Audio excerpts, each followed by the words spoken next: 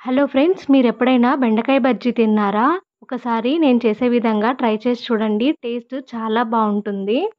ఒక సెరవలోకి కొంచెం ఆయిల్ వేసుకొనేసి అందులోకే పచ్చిమిరపకాయలు, ఎర్రగడ్డ, టమాటా పండు అలాగే కట్ చేసి పెట్టుకున్న బెండకాయ ముక్కలనైతే వేసి వేపుకోవాలి.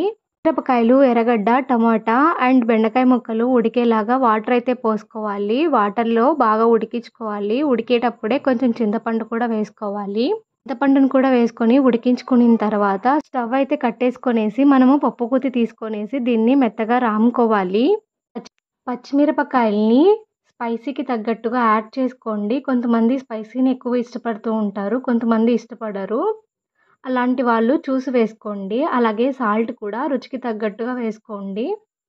మెత్తగా రామి పెట్టుకొని ఉన్న బజ్జీని మనం పోపైతే పెట్టుకోవాలి. దానికోసం అనేసి ఒక కడాయి తీసుకొనేసి అందులో కొంచెం ఆయిల్ వేసి జీలకర్ర, ఆవాలు, ఎర్రగడ్డలు వేగిన తర్వాత కొన్ని తెల్లపాయలు, అలాగే ఒకటి ఎండుమిరపకాయి, కొంచెం కొత్తిమీర, అలాగే కరివేపాకు వేసుకొనేసైతే మనం పోపు పెట్టుకోవాలి. పోపు పెట్టుకున్న తర్వాత మనం మజ్జిగ చేసి పెట్టుకున్న మిశ్రమాన్ని వచ్చేసి కడాయిలోకి వేయాలి. తిరువాతలోకి కాసేపు ఉడికించుకున్న తర్వాత స్టవ్ కట్టేసుకొనేసి వేడివేడి అన్నంలోకి కానీ, లేదంటే చల్లటి అన్నంలోకి కానీ, రాగి సంగటిలోకి కానీ ఇది చాలా బావుంటుంది.